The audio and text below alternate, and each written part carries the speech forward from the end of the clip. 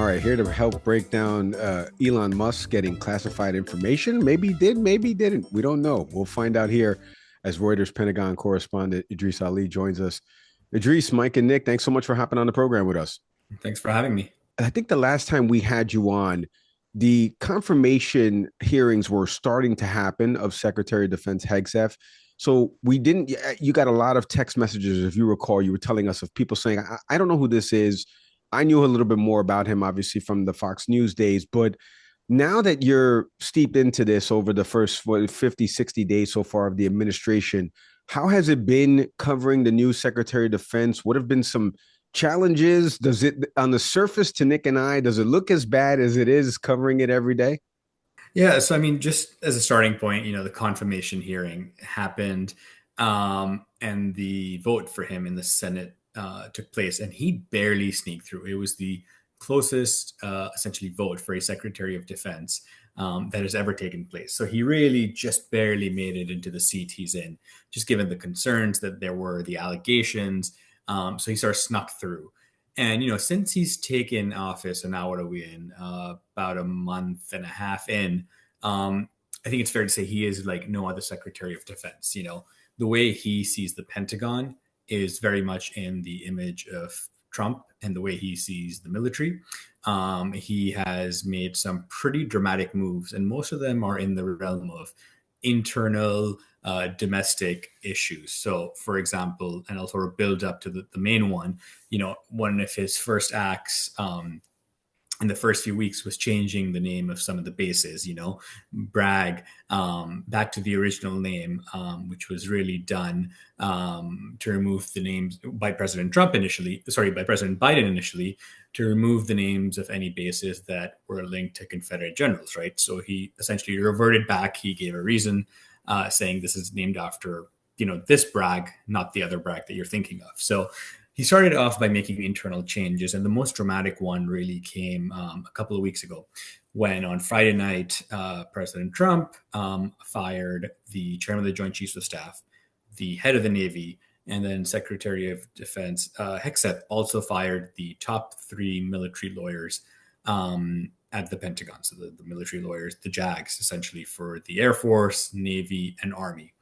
And that really, I think, sets the stage for what we're looking at, a Pentagon that's being reshaped in sort of the thinking of President Trump vis-a-vis Defense Secretary Hegseth. He has seen as someone who is not going to push back against Trump. We haven't really seen a whole lot of policy positions from him either. So we don't really know where he stands on major policy issues other than, he said he's going to follow the orders of Trump. So, we're in a pretty interesting situation where we're seeing world events continue, whether it's the war in Gaza, Ukraine, Russia, or, the recent campaign against the Houthis. And the Pentagon is in a situation where it is without a full-time sort of confirmed military general or admiral in charge of the military. And as a journalist, it's been fascinating because, I covered Trump 1.0. And in Trump 1.0, the Pentagon was, rightly or wrongly, it was seen as sort of the bastion of resistance to the Trump or within the Trump administration, right? If there was something that the president said that didn't really make sense, it was usually the Pentagon that would take what he said, slowly work its way through and eventually come out with a policy that was digestible to people in the national security arena and allies. And that's just not the case. There is no one who is willing to stand up to President Trump and say, hey, sir, your position on Russia, Ukraine, right, is going to hurt allies. So let's take a couple of months to study this issue and see where we're at. So it's a real whirlwind because whatever assumptions, we go in with have just been knocked out. So essentially as journalists, we're starting from ground zero in terms of what might or might not happen. Sort of on the press freedom front, it's definitely taken a hit even under Trump 1.0. They have removed or rotated out, as they say, 8 media outlets to bring in 8 others, most of them conservative outlets. The Secretary of Defense is not taking any or essentially any mainstream media outlets when he travels, which has been long-standing policy. And he himself has not done a press conference, even though we're 6 weeks into the administration.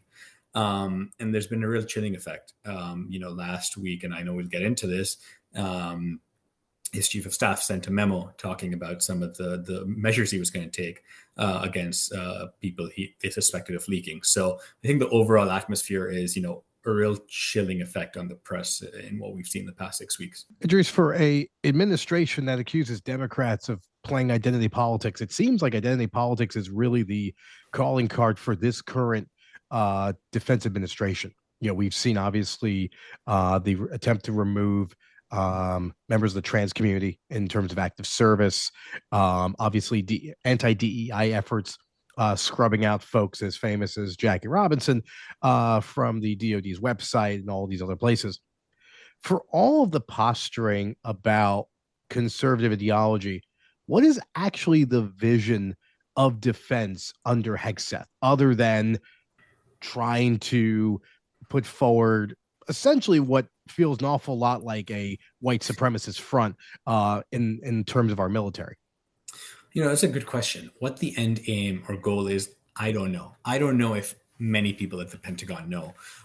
If you sort of were to pose that question to the administration and to the Pentagon leadership, the civilian political leadership, I think their answer would be, we're going to protect America. They've sent thousands of troops to the border. They've sent warships off the coast of the United States near Mexico. They've spent money sort of continuing to build the wall, reinforce it. So their answer would be, we're going to make America safe and stronger. What that doesn't answer is, what are you going to do with the inevitable foreign crises that are going to come up, right? The ceasefire in Israel, in Gaza has been broken. With the Israeli strikes over the past couple of days that killed hundreds of people. Russia, Ukraine is not stopping. The situation with Iran could sort of simmer over or boil over at any point. And so I think they've had 6 weeks where they've been able to sort of focus on this America first, America to be protected agenda. But what if a crisis breaks out in the Middle East, right? And you have to send tens of thousands of troops and warships. What then? And so, I don't think they necessarily know the answer.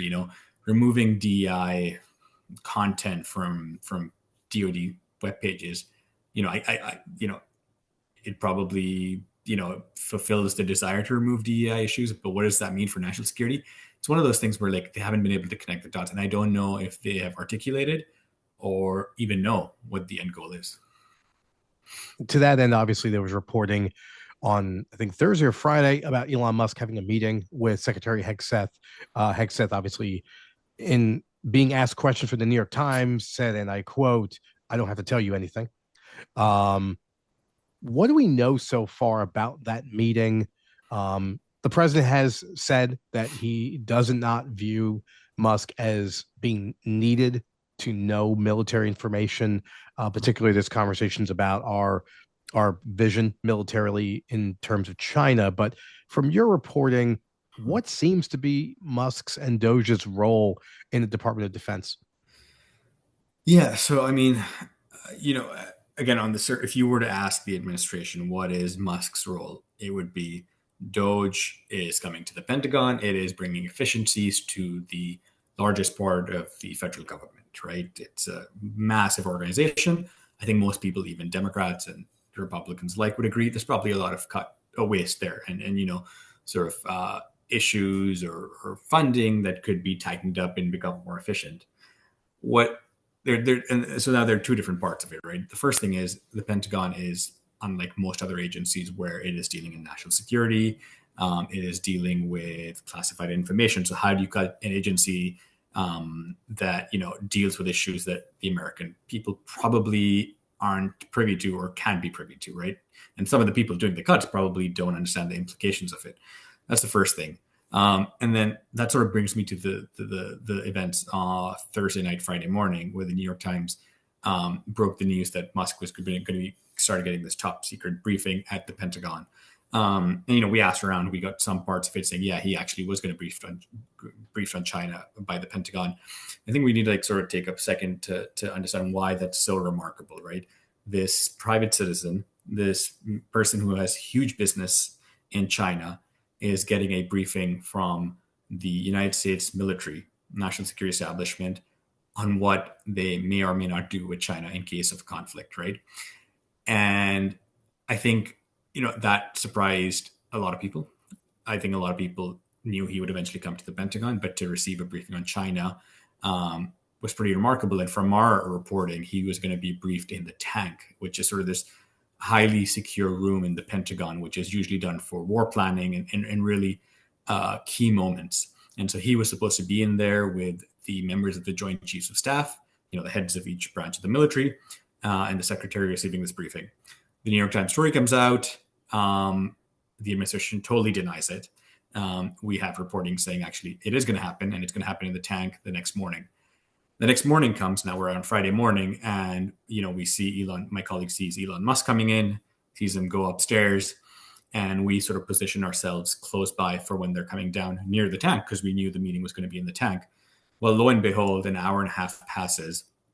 We get word that actually there is no meeting in the tank, and Musk is just going to leave. So we sort of hurry along to the stairwell, where I'm sure you've seen the video now. He sort of walks down, declines to really answer any questions, and then goes away in his motorcade. And so it appears that the story that was broken really rankled the feathers. And if there was going to be a briefing in the tank, it didn't happen. The administration says that all they talked about in the secretary's office was efficiencies and innovation. What is less clear is what he was briefed on and what was China in the room upstairs. And we don't know the answer to that. But, it's something they totally deny. And it's, raised a lot of questions. Elon Musk is a patriot. Elon Musk is an innovator. Elon Musk provides a lot of capabilities our government and our military rely on, and I'm grateful for that. We welcomed him today to the Pentagon to talk about DOGE, to talk about efficiencies. What should somebody listening to this right now that sees this a little bit of unraveling, or at least is reading between the lines of what you say, how should they interpret what we're seeing play out between a private citizen having this much access and then the Secretary of Defense not being kind of, like you said, somebody that holds the line from what the president actually wants to implement? The public should be very concerned. The lack of transparency is, pretty shocking what's going on at the moment. And let me give you an example, right? So under the Biden administration, strikes were carried out against Houthi targets, for well over a year. And, when they would carry out strikes, a few hours later, maybe the next day at the most, they would say, we carried out X number of strikes. This is what we think we hit. We either believe people were killed or not killed, right? And then you sort of have an understanding of, okay, this is what's happening. Over last weekend and all of last week, the U.S. under Trump carried out strikes against Houthi targets. And they made a big deal out of it, saying, this is different. We're going bigger and harder. They have only updated us once in the past week on how many strikes they've carried out. So they told us how many strikes they carried out on Saturday.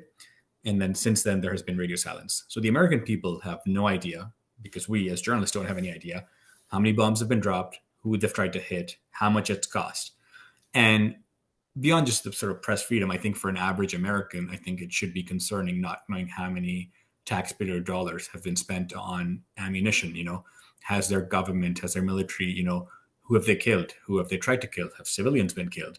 And so those lack of answers, I think, should be really concerning. And then more specifically on Musk, I think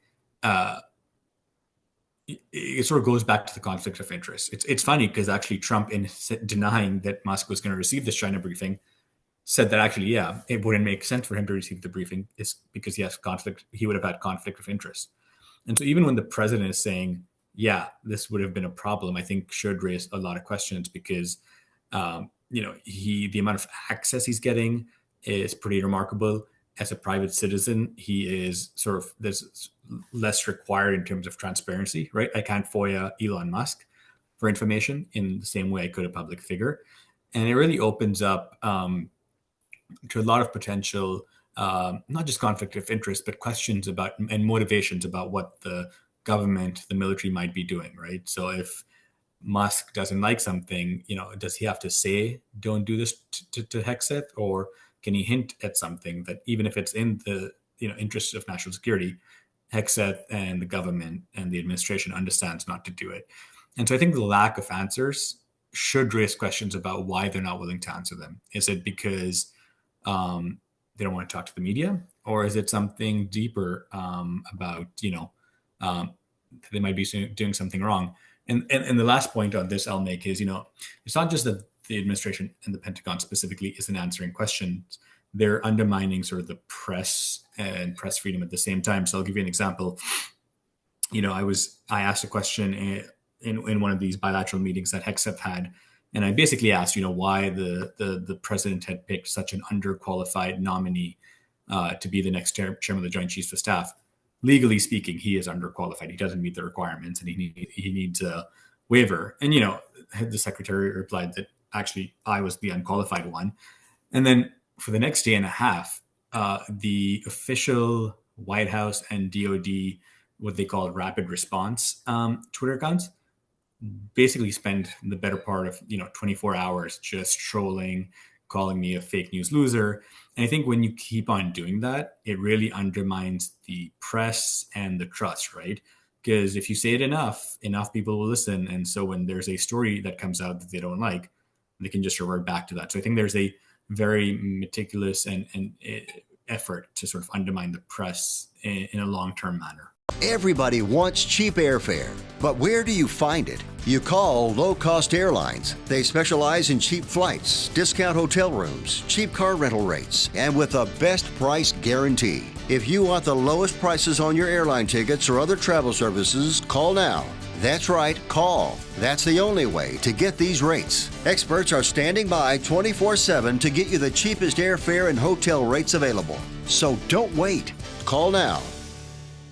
I'm glad that you kind of brought up that, because obviously, you and I are friends and we text each other. And I when that came out and you put a tweet out that said, hey, just to be clear, I said underqualified, right. Not what he said.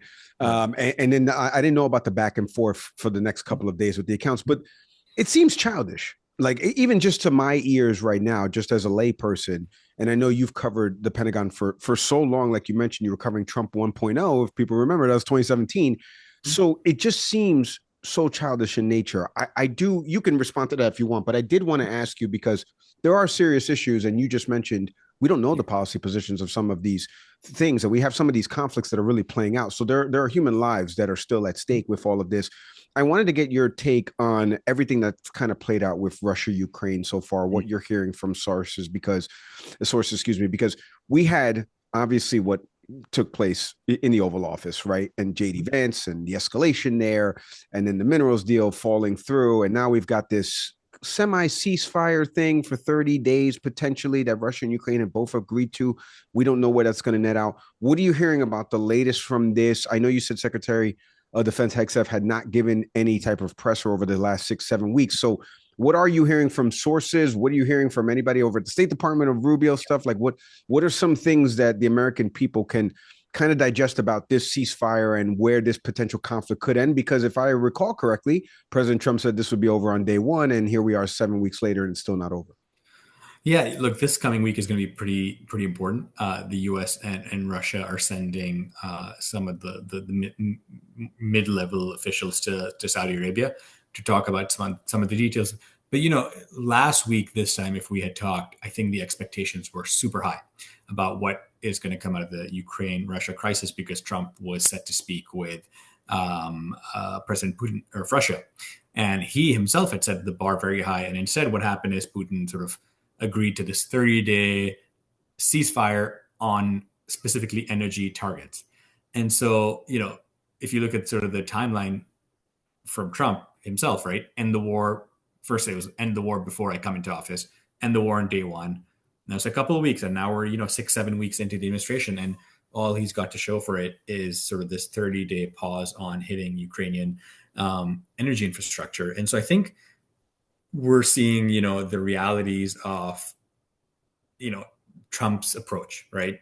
If Trump can, in his mind, get to deals and agreements with countries, it's very tough to do that with a country like Russia, which is, despite the war and the losses, still a very strong country militarily, holds a lot of sway. And so to push around a country like Russia just isn't going to happen. So I think we're seeing the collision of Trump, his sort of personal touch with, this former KGB spy was very good at sort of playing people in Putin, and it's really slowed everything down. And Ukraine sort of not forgotten, but it's sort of sitting on the sidelines waiting for Putin and Trump to come to some sort of agreement, and really hoping, because I don't know what else they can do, that they don't have to give up too much land, that they don't have to give up too much in all of this. And it's a situation that I think 6-7 months ago, if Harris had won, would have been really tough, if not impossible to think of, right? Where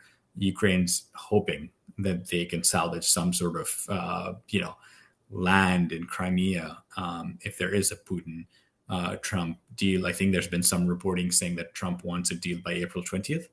I have no reason to believe that that's going to be the case if every other deadline's been passed by. But it's a pretty crappy situation if you're Ukrainian right now, or if you're someone who in the administration for the past 4 years, in the previous administration, and has continued on, has been giving weapons. If you're in that situation, you're not feeling terribly good. Idrees, before we let you go, and we can talk about this all day, because you mentioned Iran there. There's obviously Israeli attacks that happened in Gaza. So the war in Gaza is still happening right now. I don't know what is going to take place with that under the new Trump administration. But I did want to ask you, because you kind of alluded to it so far throughout this entire interview, with respect to the way you guys covered this, the free and independent press here in the U.S. But what are you hearing from people outside of our borders? Because you used to travel with Lloyd Austin and the Defense Department prior to this administration. So you did travel, you did meet other foreign press that were there at some of these places. Now the travel has been limited, and there's this very different view of America. At least it's perceived, but some of the actions are speaking a lot louder than the words as well. We're getting it from not only here in North America with the Canadian and Mexican border and some of the trade stuff that's happening, but what are you hearing from some colleagues internationally around the way the U.S. is being perceived strategically, militarily, all the words and actions that are coming, some of the confirmation picks that have now come to fruition, especially ones like Secretary Hegseth, people that are underqualified to actually, be in charge of the largest military in the world. What are you hearing from some folks outside of the U.S. borders around the U.S.'s perception in Trump 2.0? A lot of the foreign officials that I speak with, non-American officials, there's absolute shock, right?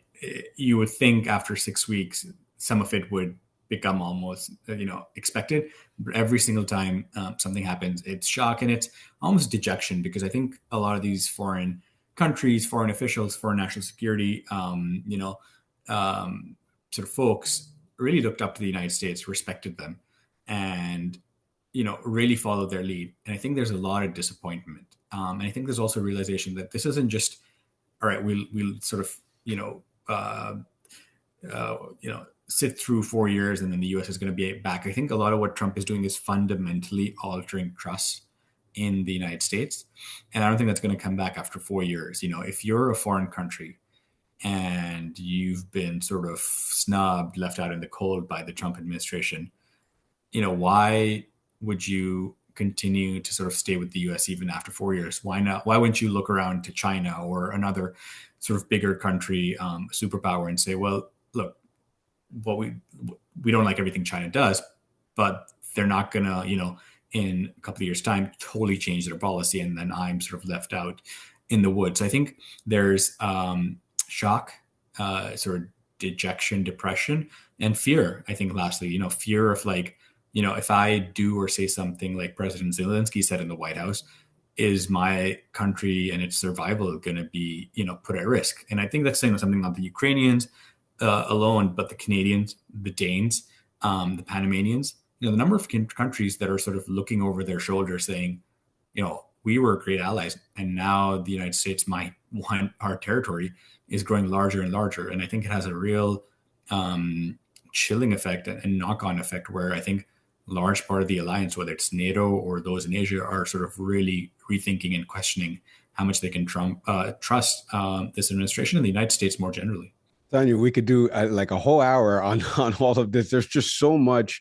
But you know what, Idrees, I did want to tell you that obviously you always have a home here to talk about everything that you have going on with respect to what you're covering. And I love that you harped on the independent journalist part that you can't do your job as well as you were doing it prior to. And that kind of stuff is important. And I'm glad that you were able to share that with our listeners. Go read all of Idrees's work over at Reuters.com. He does fantastic work. Follow him on social media, okay? Help him fight back for all the trolls that are hitting you up in the comments. Idrees Ali, can't thank you enough, buddy, for hopping on the program. Continued success. Please stay safe. Hey, thanks for having me.